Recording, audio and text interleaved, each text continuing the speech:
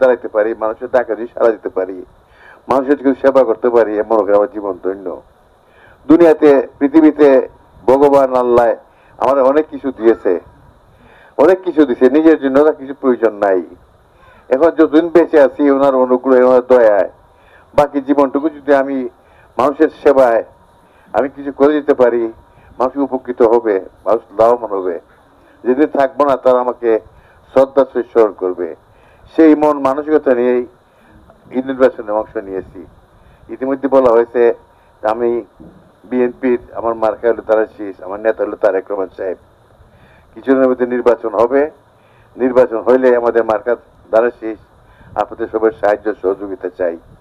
আমি বলবো এই কথাই, আমি শিল্প বুঝতে, আপনারা বুঝেন না, আপনার কি বলে না না কি শিল্প বুঝছে না, তারা কি ভাষায় জেনে হলো মিল ফ্যাক্টরি। আমি মিল ফ্যাক্টরির সঙ্গে জড়িত আছি। আমি মিল ফ্যাক্টরি করার সৌভাগ্য আমার হয়েছে। কলকারখানা এরা অনেকে, আমি অনেক এলাকার লোকও আছে, আর চা বাগানের বেকার যারা যুবক আছে, এই লস্করপুর বেলির অনেক ছেলে, শুধু মাধবপুর না, সোনারগড়েরও লস্করপুর বেলির যত বেকার যুবক আছে তারা অনেকের কর্মসংস্থান সৃষ্টি করে। ছেলেরাও কাজ করে, মেয়েরা কাজ করে। আমি শ্রমিকের সঙ্গে জড়িত, শ্রমিকের দুঃখ কষ্ট অভাব অভিযোগ আমি বুঝি। আমি কোন সময় শ্রমিককে শ্রমিক বলি না, আমি বলি তারা হইল আসল কারিগর, দেশকে সুস্থভাবে পরিচালনা করার জন্য, দেশের উন্নতি করার জন্য তারা দেশের কারিগর, আমি সেভাবে মূল্যায়ন করি। যাই হোক, আমার শেষ কথা এটাই, আমি আসছি পূজা কমিটি, উদযাপন কমিটি এবং সাথে রয়েছে পঞ্চায়েতবৃন্দ, চন্ডিচড়া ভেলাবৃন্দ হিসেবে পঞ্চায়েতবৃন্দ।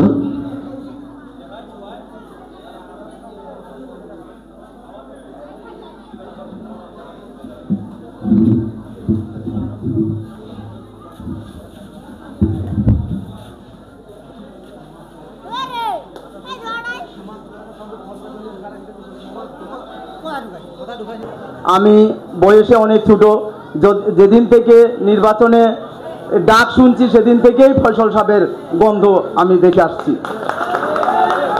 আবার উন্নয়নের কথা বলতে গেলে কি যে বলবো, ভাইয়ে পথে পথে আইছে, স্যার আমাদের হাঁটছে, উন্নয়নের পথ দেখাইছে। কিন্তু আরেকজন ব্যক্তি যাকে আমরা দেখতাম, আমাদের মা বোনরা খালি নৌকার কান্দারি বলে জানতো, সে বেটা চাটাইয়ে বৈশায় বুটলি হয়ে যাইত। হাজার বুঝায়ও আমরা মা বোনরা আমরা পারছিলাম না। আমার জীবনের প্রথম বুটটা যেদিন দেই সেদিন আমি ধানের শীষে বুটটা দিয়েছি।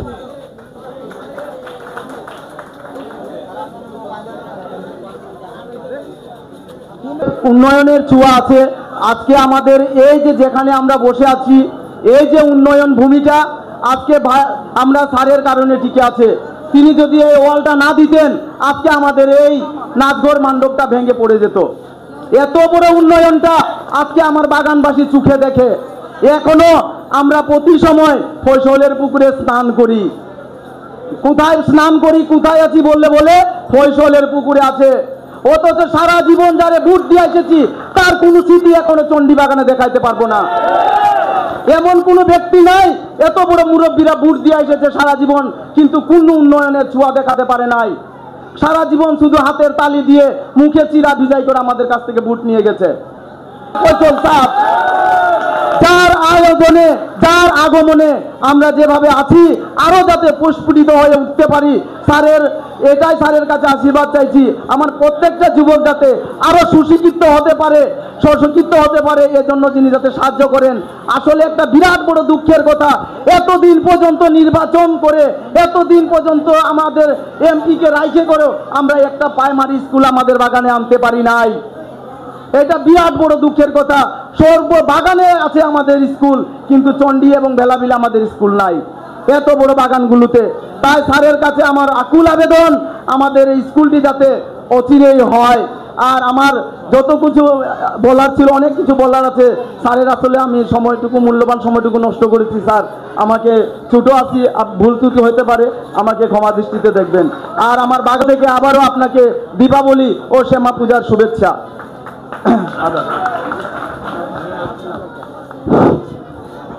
ওই নেতা আছে, ওই চণ্ডীশ্বরের গুরু নেতা আছে, ওই আপনার আমার নেতা আছে, ওই মাদুরের গুরু নেতা আছে, ওই সেই নেতা ফসল ভাই আওয়াজ তুলো, তালি বাজাও, চারদিকে তালি বাজাও, ফসল ভাই, ফসল ভাই, ফসল ভাই, ফসল ভাই, ফসল ভাই, ফসল ভাই, ফসল ভাই।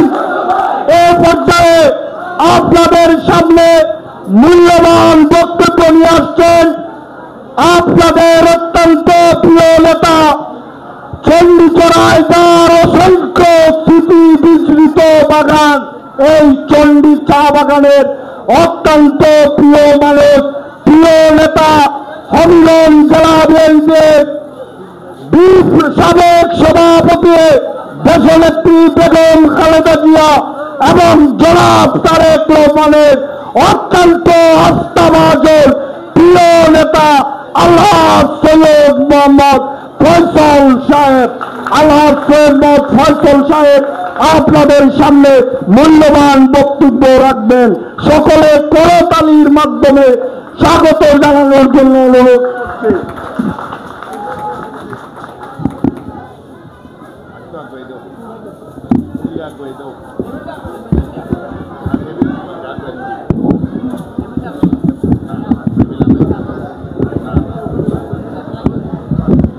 আপনাদের অনুমতি সাপেক্ষে আমি বসে বলতে চাই, ঠিক আছে?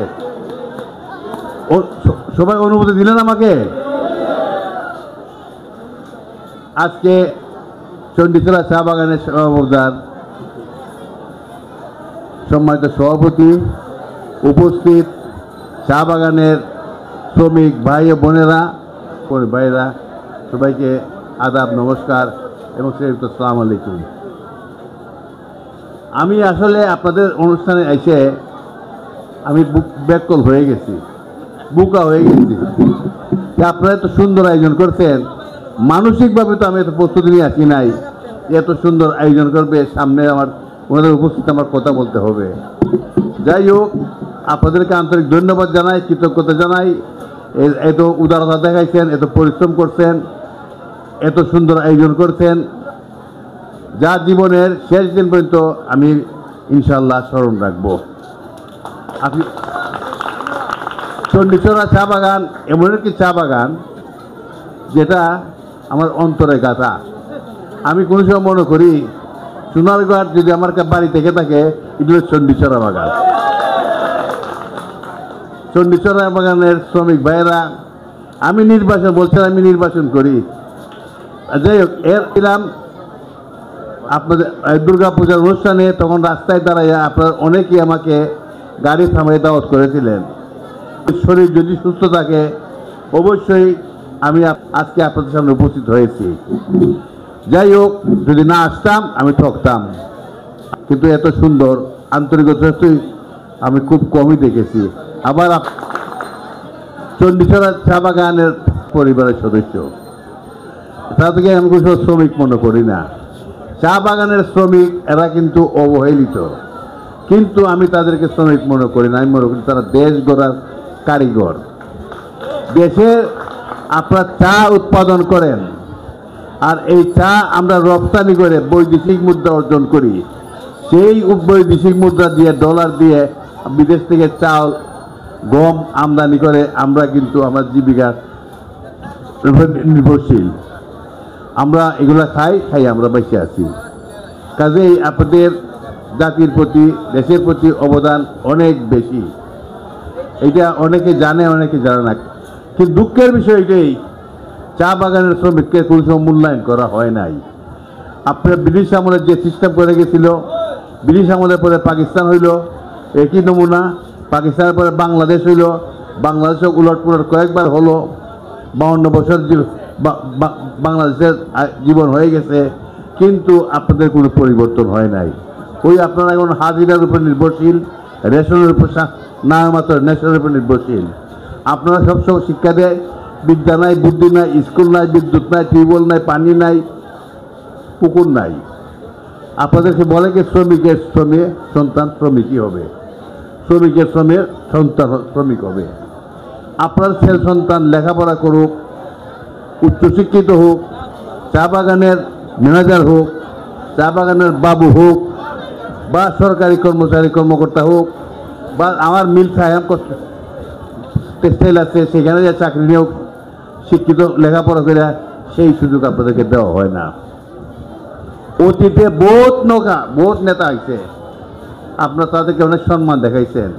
ওই যে আমার এক যুবক ভাই সুন্দর বক্তৃতা গেল, কি এক নৌকা ছিল, নৌকা করে নৌকায় ভোট দিলেন, কিন্তু নৌকার প্রতিনিধি নির্বাচিত একবার নয় দুইবার নয়, বারবার 25 বছর 30 বছর কেউ 10 বছর লাগাতার হইল, মন্ত্রী হইল, সংসদে একদিনও আপনাদের দুঃখ অভাব অভিযোগ নিয়ে কথা বলে নাই। আপনাদের যে এই দ্রব্যমূল্যের ঊর্ধ্বগতি, জিনিসপত্র এত দাম, সেই মূল্য তুলনায় আপনাদের হাজিরা অনেক কম, বাজার মূল্যের তুলনায় অনেক কম। এটা বিবেচনা করার, এটার জন্য কেউ মুখ খুলে অনুরোধ করার লোক নাই। কিন্তু আপনাদের কাছ থেকে যা আদায় করবা তা আদায় করতে, আপনাদের বেকার অনেক শ্রমিক আছে, তাদের কোনো কর্মসংস্থানের ব্যবস্থা, আপনাদের সন্তান যারা একটা পরিবার থেকে অনেকেই আছে বেকার, তারা কাজ পায় না। আমার মিলে কিন্তু এই লস্করপুর ভ্যালির অনেক শ্রমিক, পুরুষ মহিলা অনেককে আমি চাকরি দিচ্ছি, ইতিমধ্যে কয়েক হাজার আছে শুধু চা বাগানের শ্রমিক। আপনাদের দুঃখ দর্শন নিয়ে এমপি সাহেবরা কেউ বলে নাই, কিন্তু তারা মন্ত্রী হইল, এমপি হইল।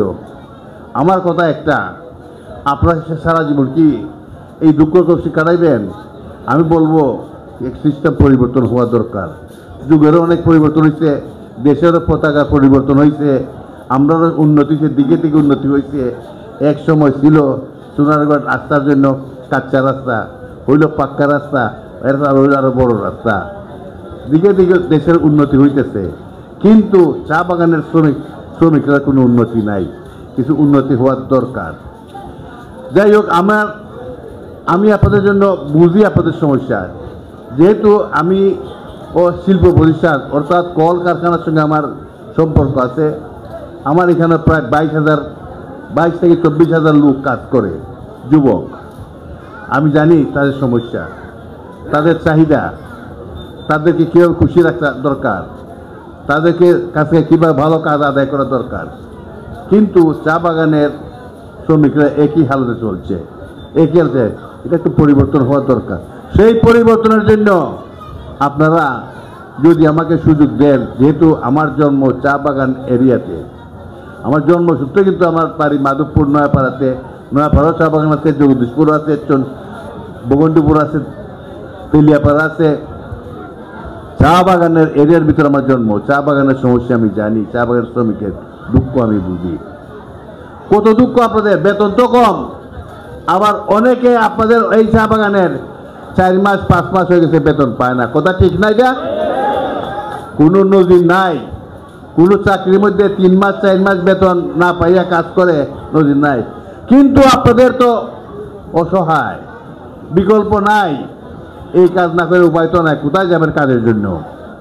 কাজে এইসব জিনিস আর বেশি দিন চলতে দেওয়া উচিত না। আমি আপনাদেরকে আশ্বাস দিতে পারি, যদি আপনারা সুযোগ দেন, যেহেতু বলছেন আমি নির্বাচনে অংশ নিয়েছি, আমি নির্বাচনের প্রচারের জন্য আসি নাই, নির্বাচনের কথা আপনারাই উঠাইছেন, ভোট দিবেন, এইবার জয়ী করবেন। তো ওইটার সূত্র ধরে আমি আপনাদের সামনে কথা তুলতে চাই। আমাকে সুযোগ যদি দেন, আমি আপনাদের হয়ে ইনশাল্লাহ সরকারের সঙ্গে যুদ্ধ করে আপনাদের স্বার্থ আদায় করার চেষ্টা করব।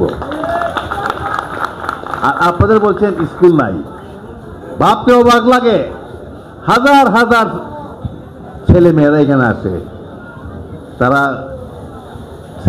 এমন তো আমাদের দেশের যে স্বাধীন দেশ, স্বাধীন দেশের সবাই সমান অধিকার। আমার ছেলের যে সুযোগ পাবে, আপনার সন্তান সেই সুযোগ পাবে। এই জন্য নিয়ম, যার যার যোগ্যতা দিয়ে, মেধা দিয়ে পৃথিবীতে আগাই যাবে, প্রতিষ্ঠিত হবে। কিন্তু মেধার সৃষ্টি করার জন্য পরিবেশ দরকার, সুযোগ দরকার। সেটা হলো লেখাপড়া। লেখাপড়ার জন্য স্কুলের দরকার, সেই স্কুলই আপনাদের নাই।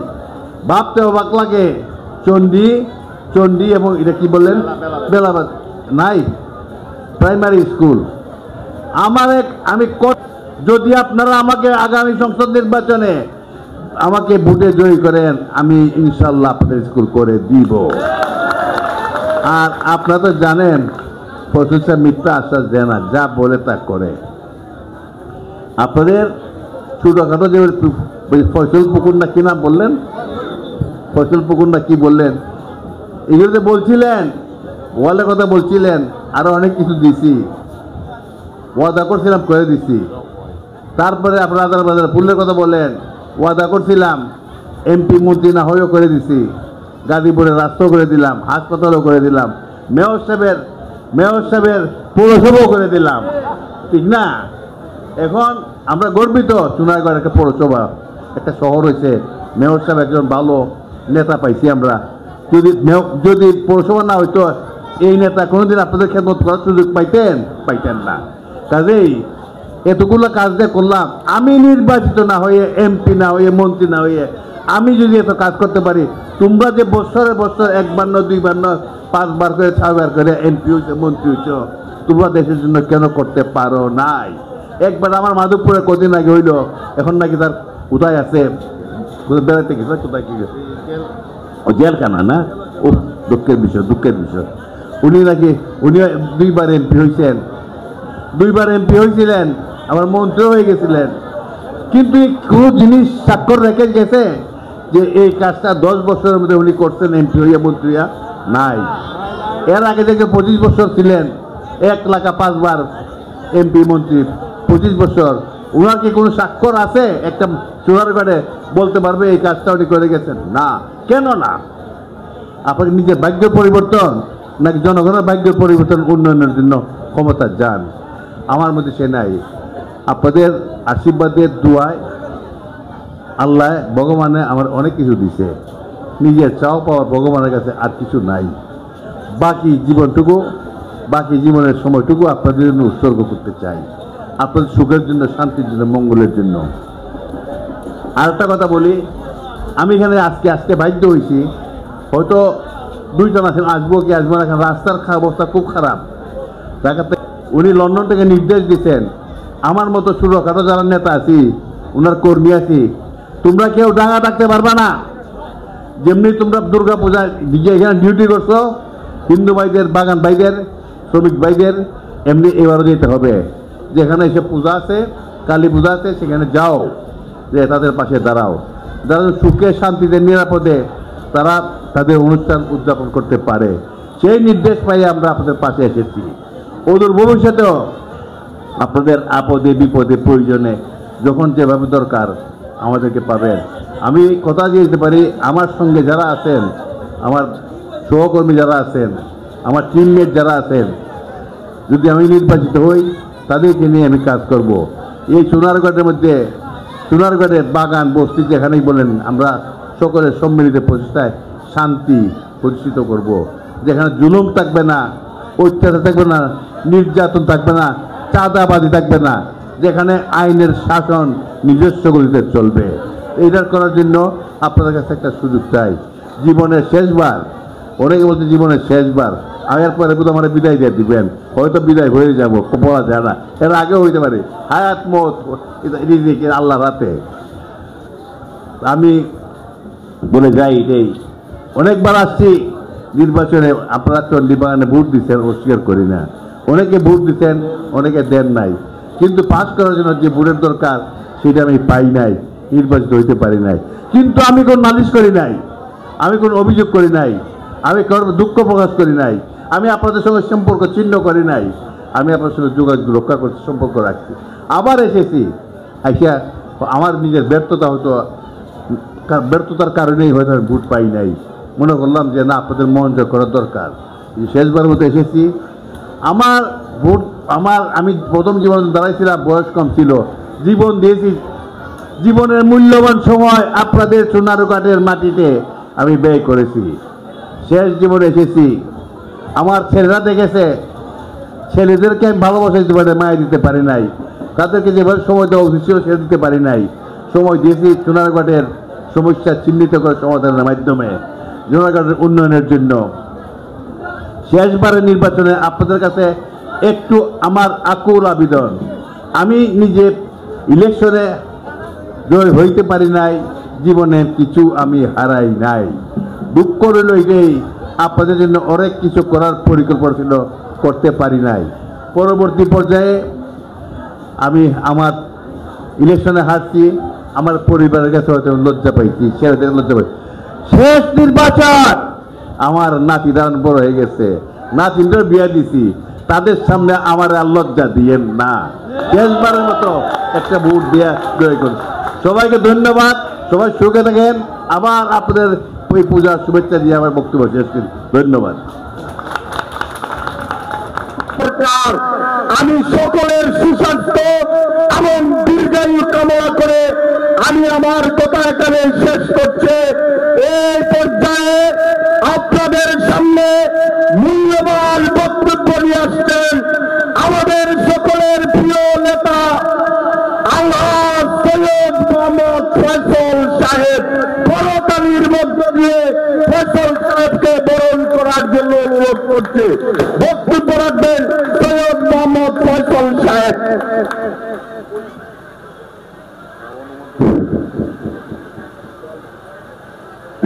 আমার বক্তৃতা আরম্ভ করার আগে পূর্বে আপনাদের কাছে আমি অনুমতি প্রার্থনা করি।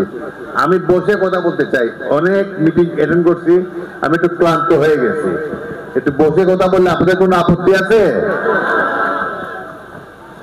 শ্রমিক ভাই বোনেরা, সোনারগাঁতে আগত আমার দল বিএনপির নেতৃবৃন্দ এবং অত্র এলাকার মুরব্বিয়ান যুবক ভাইয়েরা, সবার প্রতি আদাব, নমস্কার, শ্যামা পূজার শুভেচ্ছা জানাই। আমি আজকে এখানে এসে নেওয়ার জন্য আমার নেতা বিএনপি নেতা তারেক রহমান সাহেব, যিনি আগামী কয়েক মাসের ভিতরে দেশের প্রধানমন্ত্রী হিসেবে দায়িত্বভার গ্রহণ করবেন ইনশাল্লাহ, ওনার নির্দেশে, যেহেতু আমি ওনার কর্মী, উনি আমার মতো যারা কর্মী আছেন সবাইকে নির্দেশ দিয়েছেন, দেশে পূজা হচ্ছে, তোমরা কিছুদিন আগে দুর্গা পূজা সুন্দরভাবে দেশে উদযাপন করতে সাহায্য করতো, সহযোগিতা করতো, এখনো শ্যামা পূজা আপনাদের সাহায্য করার জন্য, সহযোগিতা করার জন্য, সুযোগকে দেখার জন্য, যাতে কোন দুষ্কৃতিকারী, কোন ষড়যন্ত্রকারীরা আপনাদের আনন্দের উৎসব কোন রকম নষ্ট না করতে পারে। যাই হোক, আবার আপনাদের অনুষ্ঠান সুন্দর হয়েছে, জাঁকজমক হয়েছে। আমি এখানে এসে আসলে খুব আশ্চর্য। আমি আপনাদের অভিনন্দন জানাই, যারা আয়োজক তাদেরকে আমি ধন্যবাদ, কৃতজ্ঞতা জানাই। এখন আসি, আপনারা আসলে চা বাগানের শ্রমিক ভাইরা বোনরা, এটা দীর্ঘদিন ব্রিটিশ আমল থেকে আরম্ভ করে এখনই পর্যন্ত আছেন। ব্রিটিশ থেকে পাকিস্তান, পাকিস্তান থেকে বাংলাদেশ, বাংলাদেশের কয়েক দফা উলট পলট হয়ে গেল। আপনাদের ভাগ্যের পরিবর্তন হয় না। শুনলাম দুঃখ কষ্ট, আর শুনলাম কি, আমি অনেক কিছু জানি। যেহেতু আপনারা এখানে কাজ করেন, আপনার কর্মস্থল আর আমার জন্মস্থান একই জায়গার, আমার বাড়ি হচ্ছে এই চা বেল্টের ভিতরেই। আমি জানি আপনাদের দুঃখ কষ্ট সমস্যা। এখন মতো আপনাদেরকে যে মজুরি দেওয়া হয়, এটা বাজারের দ্রব্যমূল্যের ঊর্ধ্বগতি হয়েছে, সেটার সঙ্গে সামঞ্জস্য না। এবং দুঃখের ব্যাপারে এটা সহমত, আপনারা অনেক টাকা পয়সা পান না, এটা অত্যন্ত দুঃখের কর্ম। আপনারা বলছেন স্কুলের ব্যাপার, আমি মনে করি আপনার শ্রমিকের সন্তান শুধু শ্রমিকই হবে কেন, শ্রমিকের সন্তান তো বাবুও হইতে পারে, ম্যানেজারও হইতে পারে, ওইবার অধিকারও আছে। সুযোগের দরকার, সুযোগ লেখাপড়া করতে স্কুলের দরকার। স্কুল করতে প্রাথমিক স্কুল নাই, পাঠশালা স্কুল, প্রাইমারি স্কুল নাই। শুনলে অবাক, আশ্চর্য হইতে হয়। আপনারা যে আগে খালি ভোট দিলেন, 1 বান্ন 2 বান্ন 3 বান্ন নয়, খালি একটা মার্কা, একটা প্রতীক দিকে খালি ভোট দিলেন, একদিকে জয় বাংলা বলেন, আর দিকে নৌকা মার্কা ভোট দিলেন। ওনারা কি করলো? আপনাদের স্কুল করলো না কেন? স্কুল কঠিন কাজ, কঠিন কাজ না। আমি নির্বাচিত না হয়ে আপনার স্কুল করতে পারি, ক্ষমতা আছে আমার। নির্বাচিত না হয়েও আমার এমপি হওয়ার দরকার নাই, মন্ত্রী হওয়ার দরকার নাই, আমি নিজের টাকা স্কুল করে দিতে পারি। আপনার পানির সমস্যা, আমার নিজের পকেটের টাকা পানির সমস্যা, পানি করলে আমি অনেক সব পাবো, এগুলো কোনো ব্যাপার না। রাস্তা সরকারের উন্নয়ন সারা দেশে হয় বা আপনাদের নিশ্চয় আছে। আপনারা এই দেশের নাগরিক, জন্মসূত্রে আপনার সমান অধিকারী সবকিছু বেলায়। আপনার কেন পাবেন না? আপনার এলাকার কেন উন্নয়ন হবে না? আপনার এলাকার এমপি রাষ্ট্রে একটা ভোট দিতে হয়, আমার ভোট আমি দিব, যাকে খুশি তা দিব, সত্য কথা। কিন্তু এর আগে চিন্তা করতে হবে কাকে দিলে ভালো হবে, কাকে দিলে খারাপ হবে, কাকে দিলে এলাকার উন্নয়ন হবে, কাকে দিলে এলাকার সমস্যার সমাধান হবে। এক ভুল করছেন, আপনারা খেসারত দিচ্ছেন, ক্ষতিগ্রস্ত হয়েছেন, আজকে অনেক কষ্ট করতেছেন। আপনাদের কষ্ট শুনে আমিও সময় এসেছে।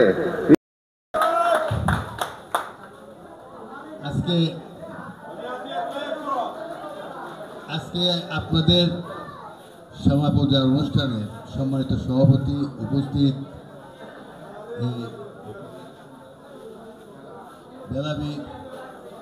বেলাবি আমার চা শ্রমিক ভাই ও বোনেরা এবং সম্মানিত অতিথিবৃন্দ, আমার সঙ্গে নেতৃবৃন্দ যারা আছেন, সবাইকে আদাব, নমস্কার, আসসালামু আলাইকুম। আমি আসলে বক্তৃতা দেওয়ার জন্য আসি নাই, আসছি আপনাদের অনুষ্ঠানে আনন্দের মুহূর্তে আপনাদের সঙ্গে আনন্দ উৎসবে অংশীদার করার জন্য। আমি দল করি বিএনপি, আমার নেতা তারেক রহমান সাহেব, উনি লন্ডন থেকে নির্দেশ দিয়েছেন আমাকে না, আমার মতো যারা আছেন ছোটোখাটো নেতা কর্মী, ওনার সবাইকে নিয়েছেন যার যার এলাকাতে। যেমন তোমরা কিছুদিন আগে দুর্গাপূজা অনুষ্ঠানে গেছো এবং তাদেরকে উৎসাহ দিছ, সহযোগিতা করছো, ঠিক এমনিই আজকে শ্যামা পূজার অনুষ্ঠানে তোমরা তাদের পাশে যায় দাঁড়াও, দেখো তারা তো সুন্দরভাবে শান্তিপূর্ণভাবে তাদের পূজা উদযাপন করতে পারে। আমরা ওনার নির্দেশে, আপনার কর্মী হিসাবে আপনাদের সাহায্য সহযোগিতা আপনাদের পাশে দাঁড়াবে। আজকে আমরা পাড়া দাঁড়া আপনাদের, যাতে শান্তিপূর্ণভাবে আপনার পূজা উদযাপন করেন, যাতে বাধা সৃষ্টি না করতে পারে, কোনো গণ্ডগোল সৃষ্টি না করতে পারে। ধর্ম যার যার, আপনাদের এক ধর্ম, আমার এক ধর্ম, কিন্তু আমরা সবাই বাংলাদেশি, রাষ্ট্রটা সবার, রাষ্ট্র সবার। এই জন্য এই দেশের নাগরিক হিসাবে আমরা সবার সমান অধিকার, সবার সমান অধিকার। এখানে হিন্দু, মুসলিম, বুদ্ধ, খ্রিস্টান বলে কোনো ভেদাভেদ নাই। আমরা সবাই মিলেমিশে এই দেশে বাস করব, এই দেশের উন্নয়নের জন্য আমরা কাজ করব, মানুষের সুখের জন্য কাজ করব, মানুষকে সুখ দিব, শান্তি দিব, দেশের উন্নয়ন হবে, দেশের সুযোগ সুবিধা বৃদ্ধি পাবে এবং সবাই মিলে আমরা এগুলা উপভোগ করব। আমরা আপনাদেরকে আশ্বস্ত করতে পারি, চা বাগানের সমস্যা আমার জানার বাকি নাই, বহুত জানি, বহুত। আর যাওয়া কিছু ভুলে গেছিলাম, এখন যেসব বক্তব্য আপনারা রাখছেন সব আমার স্মরণ হয়ে গেছে। আপনারা তো আসলে চা শ্রমিক না, আপনারা আসলে শ্রমিক না, আপনারা হলেন দেশ গড়ার কারিগর। আপনারা চা উৎপাদন করেন, এই চা আমরা বিদেশে রপ্তানি করে বৈদেশিক মুদ্রা আনি, অর্জন করি, আর ওই বৈদেশিক মুদ্রা দিয়ে আমরা আমাদের খাদ্য, চাল, আটা, গম এগুলি আমরা আমদানি করি এবং আমরা খেয়ে বাঁচি। কাজেই দেশের সবচেয়ে বড় অবদান আপনাদের, আপনাদেরকে অবমূল্যায়ন করলে চলবে না। আমি আপনাদেরকে বলবো, আপনারা যেসব সমস্যা আমার সামনে তুলে ধরেছেন, আমি খুব খুশি হলাম, আমার জানবার সুযোগ হয়েছে আজকে এখানে আসাতে। আমি কিন্তু, এবং আমি আবার পালন করি, আমি ওয়াদা করলে ওয়াদা খেলাপি করি না। আমাকে চন্ডী বাগানের শ্রমিকরা দাবি করেছিল তার দীর্ঘ ওই যে সামনে মণ্ডপ করতে আছে, এটার সামনে একটা ওয়াল করার জন্য, এটা ভরাট করার জন্য, এটা চন্ডী বাগানের নাচ ঘটতে আছে, মণ্ডপ গড় এটা করে দেওয়ার জন্য, পুকুর করে দেওয়ার জন্য, এছাড়া অনেক কাজ। আমি কিন্তু তাদেরকে আশ্বস্ত করেছিলাম এবং আমি তাদেরকে সহমত করে দিয়েছি। আপনাদের সংস্করণ রাখছেন এবং আমার সামনে এগুলো তুলে ধরছেন, আমি আপনাদেরকে ধন্যবাদ জানাই। তেমনি আপনাদের যেসব সমস্যা আছে, আমি চিহ্নিত গেলাম, শুনে গেলাম, স্কুলের সমস্যা বলছেন, পানির সমস্যা বলছেন, রাস্তার কথা বলছেন, আমি শুনে গেলাম। আমার কাছে কিন্তু আমার কিছু সুযোগ দিতে হবে, তো আমাকে কাজ করার জন্য সুযোগ দিতে হবে। আজকে এখানে আসছি বলে আপনারা আমাকে অনুরোধ করছেন মাইক দিয়ে কিন্তু কথা বলতে পারি। তেমনি আপনাদের যে দাবি দেওয়া, আপনাদের সমস্যা এগুলো যদি পূরণ করতে হয়, সমাধান করতে হয়, তাহলে আমাদের ঠিকানা দরকার, সেই ঠিকানাটাকে পৌঁছাইতে হবে। এটা একবার উত্তম পথ হলো আগামী সংসদ নির্বাচন। ওই নির্বাচনে আপনারা আমাকে ভোট দিয়ে সাহায্য করেন, সহযোগিতা করেন, আমার হাতকে শক্তিশালী করেন। আমি কথা দিতে পারি আপনাদের সমস্যা ওদের ভবিষ্যতে অবশ্যই সমাধান হবে। আমি যা বলি তা করবো। যদি কোনো কারণে আপনাদের এই সমস্যা আমি সমাধান না করতে পারি, সরকারের অনুদানে কথা দিয়ে গেলাম, আমার যে ক্ষুদ্র সম্পদ আল্লাহ দিয়েছে, আমাকে ভগবান দিয়েছে, আমি সেটা দিয়ে আপনাদের সমস্যার সমাধান করব। আমি কথা আর বিলম্ব করবো না। আমি মানুষ, আপনারও মানুষ। আমি জানি মানুষের মৌলিক একটা চাহিদা আছে। স্কুল ছাড়া আমি চাই না চা বাগানের শ্রমিক চা বাগানের শ্রমিকই হোক, আমি চাই চা বাগানের শ্রমিক বাবু হোক, ম্যানেজার হোক, আমাদের সরকারি চাকরি আছে এগুলোতে যাক, ওসি হোক, ডিসি হোক, ইউনো হোক, তারা হবে না কেন? তারা দেশের স্বাধীন নাগরিক। কিন্তু তারা এগুলি হইতে গেলে সুযোগ দরকার। সুযোগটা কি? লেখাপড়া, বিদ্যা। বিদ্যা হলে স্কুল দরকার। স্কুল যদি না থাকে, শিক্ষক যদি না থাকে, লেখাপড়া করতে পারবে না, তারা চাকরিও পাবে না, সরকারি চাকরি পাবে না। কাজে এই মনে করি আপনাদের সন্তানদের সমাজে ভালোভাবে প্রতিষ্ঠিত করার জন্য যেসব দরকার, তারা এগুলো আমাদের আপনাদের হক আছে, দাবি আছে, এই দাবি আমাদের এগুলো পূরণ করার নৈতিক দায়িত্ব, কর্তব্য বলে আমি মনে করি। আগামী সংসদ নির্বাচনে আমি দাঁড়াইবার ইচ্ছা পোষণ করছি। আমার দল বিএনপি, মার্কাল দানাশিস, তার কোনো সবার নেতা যদি আমাকে মনোনীত করেন, আমি হয়তো আবার আসবো। কথা দিয়ে গেলাম, আসি আর না আসি, সমস্যা লিখে গেলাম, অন্তর্গত নিলাম। আমি আপনাদের দূর থেকে বলি, কথা দিয়ে গেলাম, এগুলো সমাধান হবে, অবশ্যই হবে। তাছাড়া আপনাদের চা বাগানের আমার শ্রমিক ভাই বোনেরা, আপনারা অনেক কষ্ট করে আপনার দিন কাটাচ্ছেন। সবচেয়ে দুঃখের ব্যাপার, এত কম বেতন, দ্রব্যমূল্যের এত ঊর্ধ্বগতি, বেতন এত কম, কোনো নজির নাই। আবার দুঃখের বিষয় আরো বেশি, এই বেতনটা সময় মতে পান না। কথা ঠিক নাই? দেয়া 2 মাস 3 মাস 4 মাসের বেতন পান না, সব খবর জানি। আমিও শ্রমিকের সঙ্গে আমার সম্পর্ক আছে, আমিও আপনার মিল ফ্যাক্টরির সঙ্গে আমি জড়িত, ওইখানে অনেক কাজ করে। আপনাদের বাগানেরও যারা এখানে বেকার আছে, যুবক, এই বাগান না, সব বাগান পেলে অনেক বাগানই আছে, বেকার যুবক, তারা আমার এখানে কর্মসংস্থানের জন্য যায়, আমি তাদেরকে কাজ দিই। এই জন্য আমি শ্রমিকের দুঃখ কষ্ট বুঝি। ওদের ভবিষ্যতে শ্রমিকের সমস্যা কোনোদিন আপনারা অনেক এমপি মন্ত্রী করছেন, কিন্তু আমার জীবনে সংসদে কোনোদিন কোনো নেতা, কোনো এমপি, কোনো মন্ত্রী আপনাদের সমস্যা নিয়ে কথা বলে না। আমি কথা দিয়ে গেলাম, আপনারা আর ভবিষ্যতে অবহেলিত শ্রমিক থাকবেন না, এদেশের সম্মানিত ব্যক্তি হিসেবে সমান অধিকার নিয়ে বাঁচবেন এবং আমার হাতকে শক্তিশালী করেন। আপদে বিপদে প্রয়োজনে যখন যেভাবে দরকার, আজকে যেমন সমাবেশে যাচ্ছি, ওদের ভবিষ্যতে আরও যেসব অনুষ্ঠান হবে তাও থাকবে। আমার আরও প্রোগ্রাম আছে, আপনাদেরও প্রোগ্রাম আছে। আপনারা অনুষ্ঠান শেষ করার জন্য অনেক আনুষ্ঠানিকতা বাকি আছে। আমারও আরও কয়েকটা নিমন্ত্রণ রেখেছিলাম, চণ্ডী বাগান সহ কয়েকটা বাগান যেতে হবে। সব দিক বিবেচনা করলে আমার ইচ্ছা থাকা সত্ত্বেও আমার বক্তব্য লম্বা করতে পারি না। আমাকে যদি খুশি হয়ে বিদায় দেন, আমি যেতে চাই। সবাইকে আন্তরিক, সবাই ভালো থাকেন, সবাইকে আন্তরিক ধন্যবাদ।